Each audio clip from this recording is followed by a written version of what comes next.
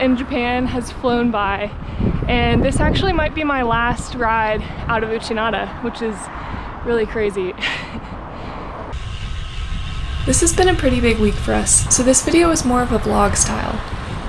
I wanted to show you a bit about what the moving process has been like, as well as the start of our road trip around Japan. Last summer we did a bike packing tour to Matsumoto and back, but this summer we're bringing the bikes in the car to ride a little bit all over the country, from Aomori to Kyushu. So first, this is my final ride from our apartment, 24 hours before we moved out of Uchinada. A bit surreal.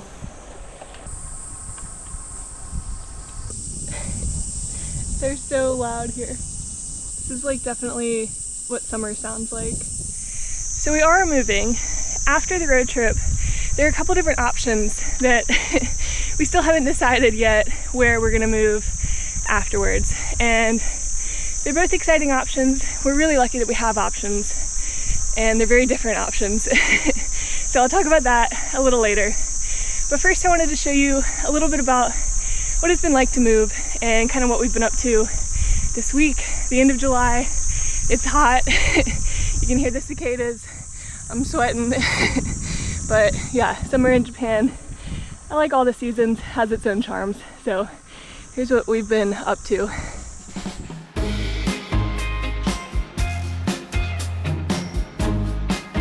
Morning.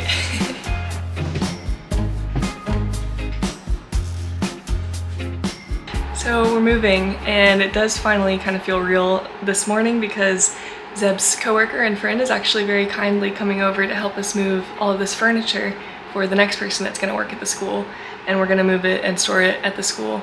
So all that's very kind and helpful, but it does make it feel like, wow, yeah, we're actually moving. It's only 7:30 in the morning and it's already really hot, so it's going to be a toasty late July move out day. But here's a bunch of things that we're gonna get rid of today. The bed. This was our bed frame. We're taking the bikes with us, of course, and hopefully everything that we are keeping will fit in our little K car for our road trip. It's kind of a mess in here, so this is gonna be the before shot before we have everything taken out and cleaned. But this is our living room kitchen area. Zeb is taking care of the fridge, which is very nice, and all the curtains are closed to keep the sun out. We're like vampires in the summer in Japan, and I wish it was as easy in real life as just like snapping and it's clean, like Mary Poppins or something, but it won't be too bad. We're doing it! We're taking a bunch of stuff to the school. Wow, I'm really sweaty. Zeb has been working on the JET, or Japan Exchange Teaching Program, and these are things that we set aside for the next teacher on the program replacing Zeb. The school kindly let us store them here until they arrived to move them into their apartment. Finally that evening, we took a break from packing to do a quick ride together.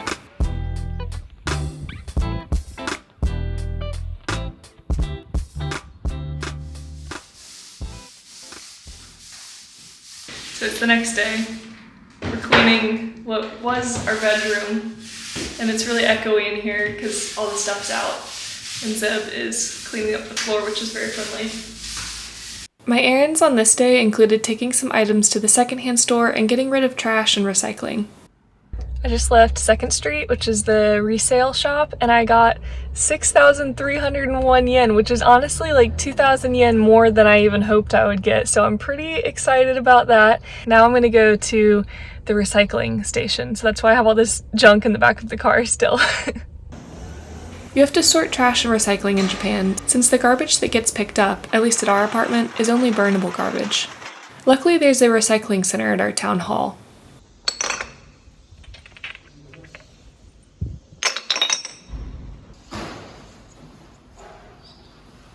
So I'm back from my errands so far. I'm in a very empty, echoey room, but it's a good thing it's empty. That means we're making moving progress. The annoying thing is that sometimes when mail gets delivered, you have to physically be there to receive it. So if you're not physically there, they'll give you this notice that you missed it. But the nice thing is that it comes with this QR code so you can schedule a redelivery. So unfortunately I missed some things that I'm waiting for in the mail, but they're gonna come tonight. Between 6 and 8 is when I rescheduled it. So that's kind of nice. So yeah, things are slowly getting checked off. So we have everything packed up, and actually in about 2 hours, our friends are coming to get the furniture that's left. So I'm gonna enjoy sitting on the couch for the last time. But isn't this apartment so great? The natural light in here is really nice, and I think we just got so lucky with the apartment that we were able to live in here for the past 2 years. So it's really bittersweet to move out, and it's definitely a place that I'm always gonna look back on with really good memories. Our friends bought the couch and dining set from us and came with a truck to pick everything up. So here's us waving goodbye to the last of our furniture. All of our final things.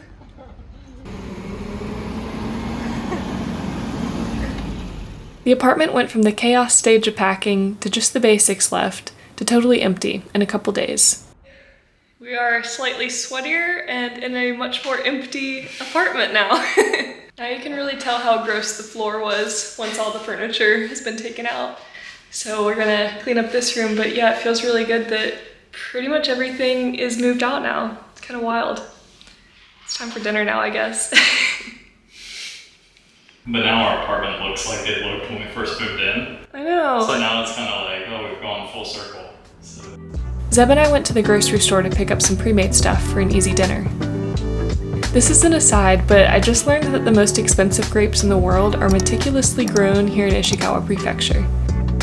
Yes, these ruby Roman grapes are 19,800 yen. That's about $128 per bunch. Each individual grape has to be a specific color and weigh at least 20 grams. Slumber party!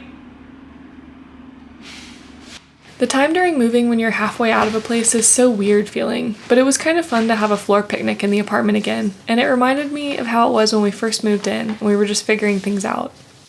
I already ate something in the car.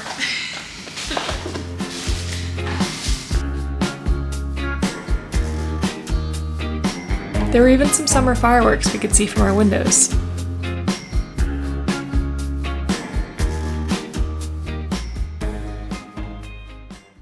Okay, so finally this is the move out morning, when the apartment company would send a representative to go through the place with us and make sure everything was in working order before we hand over the keys.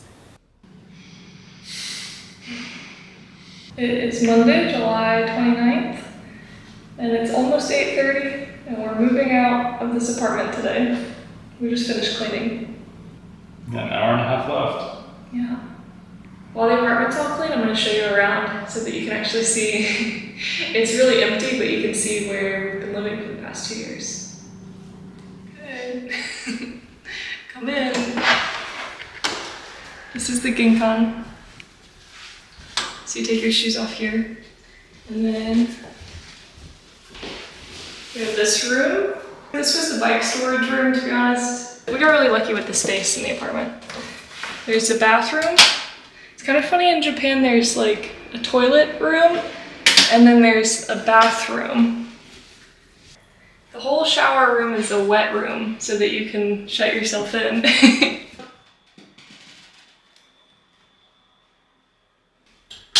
In America, our bath and shower and toilet and sink are like all in one bathroom. So this was kind of a different thing that I was used to. And also open drains are something that I wasn't used to. I had to figure out how to clean those. And then this is our main room.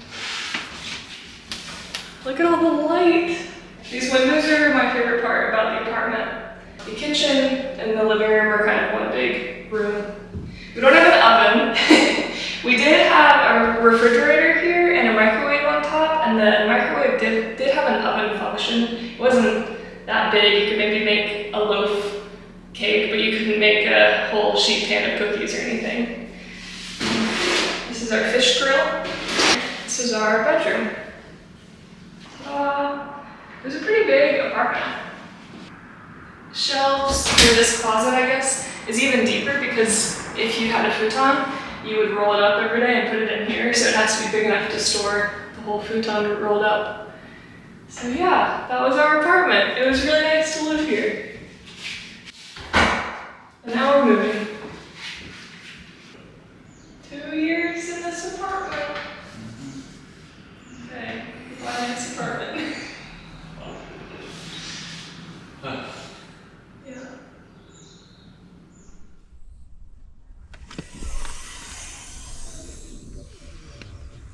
This car is packed.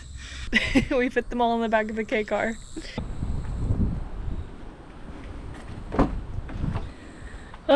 We really did it. Did it. That light's gonna fall out of the ceiling while that guy's in there and he's gonna be like, oh my god. Charge him another mod. Yeah. Okay, we moved out of the apartment and now we're going to town hall. Ugh. And all that trash is ours. Sorry. One bag's not. One bag was already in there. Bye, apartment. Oh, it feels so surreal. I hope I didn't leave anything. Hello from our hotel room in Kanazawa. So after we officially moved out of the apartment, we did unfortunately owe money.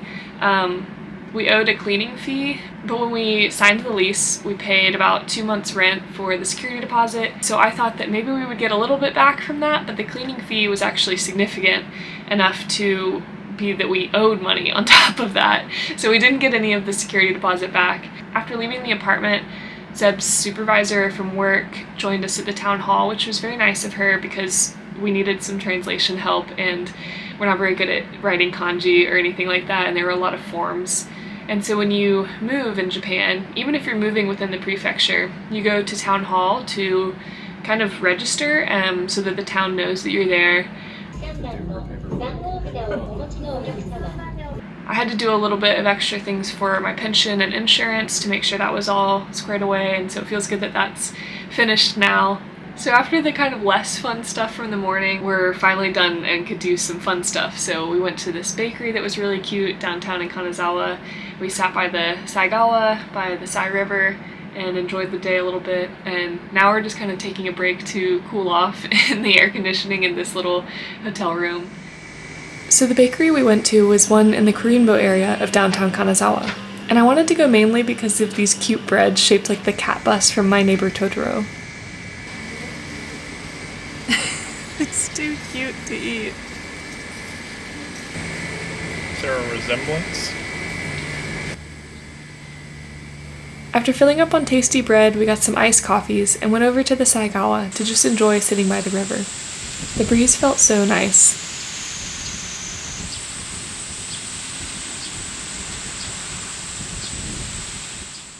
Later that evening, we actually ate dinner by the other river in town, the Asanugawa. We got a convenience store dinner. We're just sitting by the bridge like a couple little bridge trolls, enjoying the nice summer evening.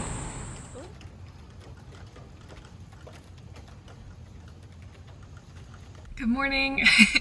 So I'm in the car again. Today we're actually leaving Kanazawa, but first I am gonna meet some friends. I've been meeting these two friends almost every Tuesday for the couple of years that we've lived here, and today I'm gonna surprise them because I painted a map of all the cafes that we visited together over the couple years. So I painted it in watercolor, and then I scanned it, and then I could print 2 copies, one for each of them.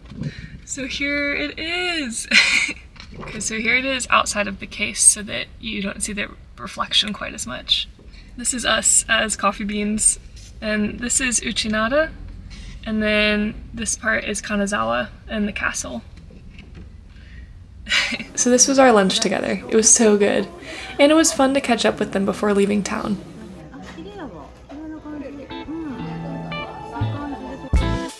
As Zeb and I began the road trip and started our drive, the first stop was in the town of Tsurugi, just south of Kanazawa, about 30 to 45 minutes. We stopped at the Shirayama Hime Jinja, a 2,100-year-old Shinto shrine dedicated to the great Hakusan mountain. In fact, it's the head shrine for the nearly 2,000 Shirayama shrines around the country that are dedicated to this mountain. Hakusan, or Mount Haku, is the tallest mountain in the prefecture, but it's also one of the 3 holy mountains in Japan. We would actually be climbing the mountain the next day, which I'll share more about in the next video, but here we were able to pay our respects and get a good luck token to start the road trip on a good note. People often visit this shrine before making the trip up the mountain if they want it to be a holy pilgrimage. There are beautiful old cedar trees and green moss everywhere, so it's a beautiful and peaceful place. The shrine's crest is a gourd flower inside a 3-tiered hexagon, which represents a tortoiseshell pattern. Tortoises symbolize long life, and the 3 tiers represent good luck passing from parent to child and child to grandchild, through multiple generations from past to future. At the shrine. It's kind of funny to see the modern mix in with the ancient, but this touchscreen was explaining the different omamori offered, or amulets to bring good fortune. Omamori comes from the verb mamoru, which means to protect. In Shintoism, shrines purify amulets with the belief that they can offer protection from specific dangers, or bring good luck for certain events. There are several different omamori to choose from, but we thought it would be fitting to get an omamori for traffic safety to start our road trip. Okay, now we can start the road trip safely because we got a little safe travels on the road talisman. The road trip will officially begin. We'll be touring around the country for nearly 3 weeks, and I'm really excited about the different places we'll bike and all the new things we'll see. The first stop is hiking Mount Hakusan, so don't forget to subscribe so you don't miss that in the next video. Thanks for joining me!